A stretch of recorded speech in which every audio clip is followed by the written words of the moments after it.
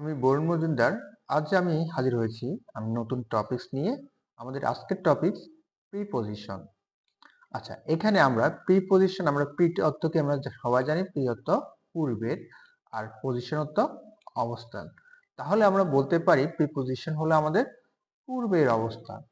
এখন আমরা একটু দেখি একটা সেন্টেন্স, যেমন আই অ্যাম এ স্টুডেন্ট, আমি একজন ছাত্র। এই সেন্টেন্সের আইটা আমাদের কি?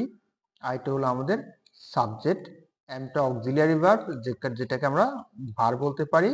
আর এই স্টুডেন্টটা হলো আমাদের কি? অবজেক্ট, এটাকে আমরা অবজেক্ট।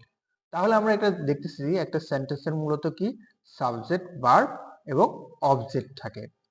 এখন এই সেন্টেন্সটাকে যদি আমরা বৃদ্ধি করতে চাই এবং আমি এটাকে কি আরো কিছু বলতে চাই, তখন আমাদের প্রিপজিশনের হেল্প নিতে হয়। যেমন আমি এখানে বলতেছি I M a student of humanity department of Dhaka college. এখন আমি বৃদ্ধি করলাম কি, আমি হিউম্যানিটি ডিপার্টমেন্ট অর্থাৎ মানবিক বিভাগ এবং ঢাকা কলেজে, কোথায়? ঢাকা কলেজের আমি মানবিক বিভাগের একজন ছাত্র। এখন এই অপের মাধ্যমে, এখানে অফ দিয়ে আমি হিউম্যানিটি ডিপার্টমেন্ট বৃদ্ধি করলাম এবং এইখানে আবার অফ দিয়ে আমি ঢাকা কলেজটাকে বৃদ্ধি করলাম। এখন আমরা এখানে বলতে পারি যে ওয়ার্ড সাধারণত নাউন বা প্রনাউনের আগে বসে, নাউন বা প্রনাউনের সেন্টেন্সের অন্যান্য শব্দের সম্পর্ক স্থাপন করে, তাকে প্রিপজিশন বলে। তাহলে আমাদের বলছে নাউন এবং কি প্রনাউনের পূর্বে বসে। আচ্ছা, নাউন ও প্রনাউন, এবং দেখি এখানে কি হিউম্যানিটি ডিপার্টমেন্ট একটা কি নাউন না? তাহলে তার আগে বুঝছে কি ওয়ার্ড, যে ওয়ার্ড বলছে তাহলে যে ওয়ার্ড বসছে কি অফ বসছে, তাহলে অফ একটা কি প্রিপজিশন। এখন দেখুন ঢাকা কলেজ একটা নাউন না? আচ্ছা, তাহলে নাউনের আগে কে বসলো? অফ বসলো। তাহলে অফটা কি একটা প্রিপজিশন। তাহলে আমরা দেখতেছি যে কোন সেন্টেন্সে যদি আমাকে বৃদ্ধি করতে চাই, সেখানে আমাদের কি প্রিপজিশন মাস্ট বি জানতে হবে। এখন আমরা একটু দেখি আমাদের মেজর কয়েকটি প্রিপজিশন, যেমন টু। আচ্ছা, আমরা টুকে আমরা সাধারণত অর্থ আমরা কি বলি? কে রে, দিকে, প্রতি। আমাদের কোনো একটা বাংলা বাক্যে আমাদের যদি আমাদের কে রে, দিকে, প্রতি থাকে, তাহলে আমরা সেটাকে আমরা টু ধরে নিতে পারি। ওখানে কি প্রিপজিশনে টু ব্যবহার করতে পারে। যেমন মানিককে বা মানিক রে বার্তাটি পাঠাও। আচ্ছা, এখানে কি বিভক্তি কে যুক্ত আছে? কে।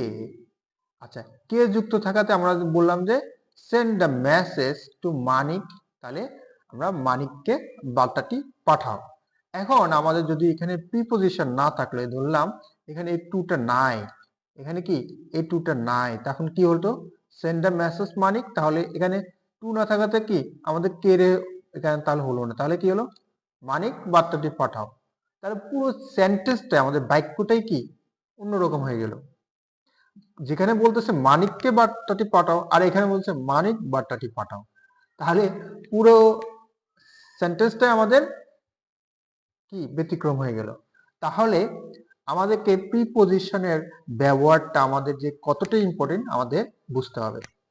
আচ্ছা, এখন আমরা পরের সেন্টেন্সে দেখি, যেমন আল্লাহ আমাদের প্রতি সদয়। আচ্ছা, এখানে কি আছে? প্রতি।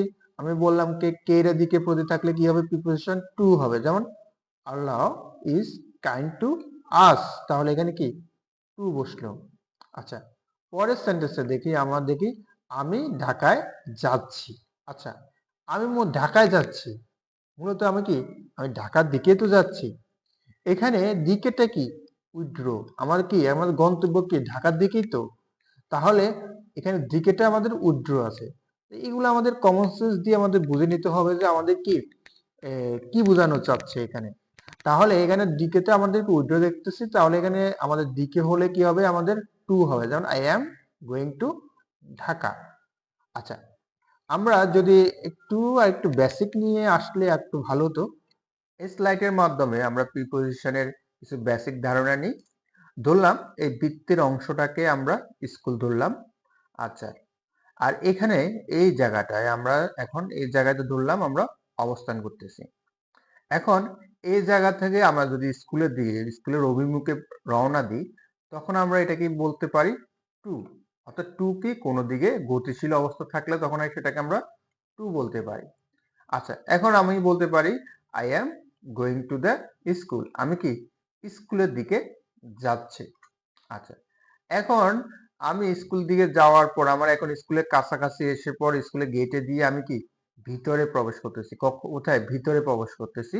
এখন আমি ভিতরে প্রবেশ করার এই মুহূর্তটাকে আমি ভিতরে প্রবেশ করে ফেললাম। এখন আমরা বলতে পারি আই এন্টারেড ইনটু দ্য স্কুল, মানে কি আমি স্কুলের ভিতরে প্রবেশ করলাম, আমি স্কুলের ভিতরে কি প্রবেশ করলাম। এখন তাহলে আমরা কি স্কুলের ভিতরে এসে কি আমরা অবস্থান করলাম, এখন কি স্কুলের ভিতরে এসে আমরা অবস্থান করতে পারি। এই সময় আমার অবস্থান করাটাকে আমরা বলতে পারি ইন অথবা অ্যাট। আচ্ছা, এখন ইন হচ্ছে আমার তাহলে কি ইন অ্যাট কখন বসে? আমরা জানি ইন বসে কি বড় স্থানের ক্ষেত্রে, আর অ্যাট বসে ছোট স্থানের ক্ষেত্রে। যেমন আমার বড় স্থান বলতে ধরলাম একটা কি ঢাকা শহর, এটা কি একটা বড় শহর না? তাহলে এটা কি ইন হতে পারে। আর ছোট বলতে কি ধরলাম যে একটা মানে কি মিরপুর, ঢাকার একটা অংশকে মিরপুর, তাহলে এখানে অ্যাট বসতে পারে। তো আমরা তাহলে দেখতেছি ইন বড় স্থান হয় এবং অ্যাট ছোট স্থানে হয়। তাহলে আমরা এখন বলতে পারি আমি আমি এখন যদি স্কুলে অবস্থান করি আমি বলতে পারি I am at the school. আর ইন কখন হবে? ইনও হতে পারে যখন আমরা যদি কোনো কারণে মধ্যে বোঝাই, যেমন আমি আছে বা টেবিলের ভিতর বক্সে বইটি আছে, তখন আমার মধ্যে বোঝালে তখন আমাদের ইন বসে।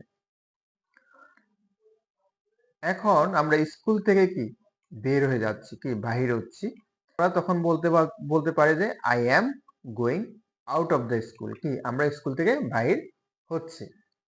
আচ্ছা, এখন স্কুল থেকে বাহির হয়ে আমরা কি এখন ধরলাম বাড়িতে আসলাম, আমাকে জিজ্ঞেস করলো, আমার মা জিজ্ঞেস করলো যে তুমি কোথা থেকে আসলা।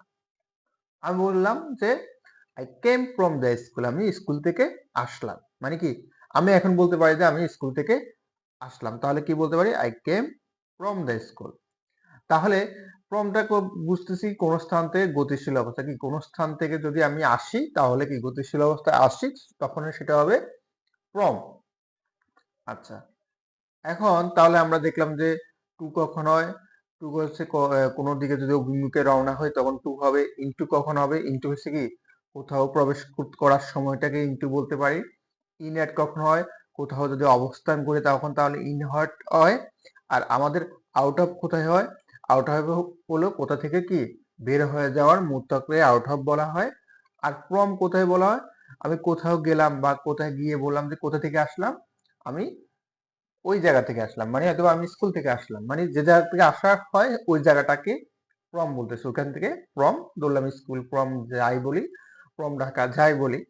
আচ্ছা, এখন আমরা দেখি থ্রো আর অ্যাক্রস এর ব্যবহার। আচ্ছা, ধরলাম তাহলে এটা কি স্কুল না? আচ্ছা, এখন স্কুলের ভিতর দিয়ে আমি কি স্কুলের ভিতর দিয়ে প্রবেশ করে ধরলাম এখানে একটা গেট আছে, এই গেটের প্রবেশ স্কুলের এখান থেকে আমি রাস্তা দিয়ে আমি এই গেট দিয়ে প্রবেশ করে আমি কি আরেক গেট দিয়ে কি বাইরে হয়ে চলে আসলাম, তখন আমাদেরকে এখানে কি থ্রো ব্যবহার হয়, তখন কি থ্রো ব্যবহার হয়। আর অ্যাক্রসটা হলো অ্যাক্রসও প্রায় সেম, ধরলাম এখানে কি একটা গেট আছে, স্কুলের এখানে একটা গেট আছে, এখানে গেট আছে, তাহলে এই ধরলাম এখানে একটা পাশ আর এখানে আরেকটা পাশ, তাহলে এই পাশ থেকে ওই পাশে যাওয়াটা হলো অ্যাক্রস। তাহলে আমরা বলতে পারি, যেমন আমি বলতে পারি এখান দিয়ে ধরো এই গেট থেকে দৌড় দিয়ে আমি কি ওই গেটে চলে আসলাম, মানে এই পাশ থেকে ওই পাশে আসলাম, তাহলে আমরা বলতে পারি I run across the school, আমি দৌড়ে মানে I run across the school, মানে কি আমি দৌড়িয়ে আমি স্কুলটা পার হলাম। আচ্ছা, তাহলে এখন আমরা দেখি আমাদের বি সাইডের ব্যবহার। বি সাইড হলো কি ধরলাম আমি স্কুলে দিয়ে মাঝখান দিয়ে দৌড়ে আমি কি স্কুলের বাইরে চলে আসলাম, চলে আসি আমি এখানে কি এখানে অবস্থান করতেছি। এখন আমাকে একজন কল দিল সময় দিয়ে বলল যে তুমি কোথায় আছো, আমি তাকে বলতে পারি আমি স্কুলের পাশে দাঁড়িয়ে আছি, তাহলে আমরা ইংলিশে কি বলতে পারি I am standing beside the school, কি আমি স্কুলের পাশে দাঁড়িয়ে আছি। ওকে, তাহলে আমরা এখন আমরা দেখি আমাদের প্রিপোজিশন অন, ওভার, অ্যাবভ এর ব্যবহার। আচ্ছা, আমরা জানি অন, ওভার, অ্যাবভ তিনটা অর্থ কি উপরে। এখন কখনো অন হয়, কখনো ওভার হয়, আর কখন অ্যাবভ হয়। আচ্ছা, এখন আমরা ধরলাম যে এটা একটা টেবিল, এটা একটা কি টেবিল। টেবিলের উপরে একটা বল আছে, বলটা দেখতেছি কি অবস্থায় আছে, কি টেবিলের সাথে কি তল স্পর্শ করে আছে, ঠিক আছে। এখন তল স্পর্শ করে যদি উপরে থাকে তখন সেটা হবে অন। তাহলে আমরা বলতে পারি কি টেবিলের উপর বলটি আছে, ইংলিশে কি বলতে পারি, the ball is on the table. তাহলে টেবিলের উপরে বলটা কি আমাদের তল স্পর্শ করে, তাহলে the ball is on the table. এখন ধরলাম আমি টেবিলের এই সাইডে আছি, এখান থেকে আমি কি টেবিলের উপর দিয়ে লাফ দিয়ে আমি কি ওই সাইডে চলে গেলাম। তাহলে টেবিলের উপর দিয়ে আমরা কি লাফটা দেওয়া হলো, তাহলে আমরা বলতে পারি I jumped over the table, I jumped over the table.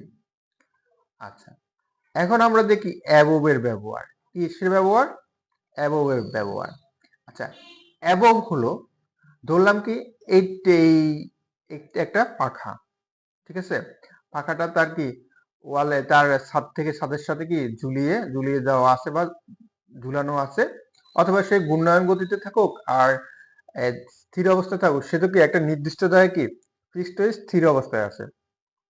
তাহলে আমরা যদি কোনো স্থান থেকে উপরে ঝুলিয়ে থাকে, মানে আমাদের ঝুলিয়ে স্থির অবস্থা থাকে, সেটা হবে কি ঝুলিয়ে বা স্থির অবস্থা থাকে, কোনো কিছুর উপরে স্থির অবস্থা থাকে, সেটা হবে অ্যাবোভ।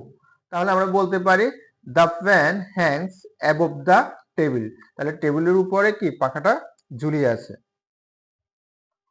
তাহলে আমরা অন ওভার, অন কখন তল স্পর্শ করলে অন হয়, ওভার কখন হয়, ওভার হচ্ছে কি তল স্পর্শ না করে উপরে অবস্থানটাকে ওভার বলে, মানে এটা কি গতিশীল, ওভারটা হবে গতিশীল অবস্থা থাকলে ওভার হবে। আর অ্যাবভ, অ্যাবভটা কখন বসে, তল স্পর্শ না করে উপরে স্থির অবস্থা থাকলে অ্যাবভ। আচ্ছা, এখন আমরা দেখি আন্ডার, আন্ডারের ব্যবহার কি, আন্ডার, আন্ডার হলো ধরলাম এটা একটা কি টেবিল, ঠিক আছে, টেবিলের নিচে যদি আমাদের কোনো কিছু থাকে তখন তাকে বলবো কি আন্ডার। যেমন আমরা বলতেছি keep the ball under the table, কি টেবিলের নিচ থেকে বলটা দাও। তাহলে আমরা আন্ডার দেখলাম যে তল স্পর্শ না করে অবিচ্ছিন্ন নিচের অবস্থানটাকে আমরা আন্ডার বলি। আজ তাহলে এতটুকু পর্যন্ত। আমাদের প্রিপোজিশনের দ্বিতীয় পার্টে আমাদের প্রিপোজিশন নিয়ে আরো বিস্তারিত আলোচনা করা হবে। আমাদের দ্বিতীয় পার্ট, প্রিপোজিশনের দ্বিতীয় পার্ট পেতে অবশ্যই চ্যানেলটি সাবস্ক্রাইব করে আমাদের সাথে থাকুন। সবাইকে ধন্যবাদ।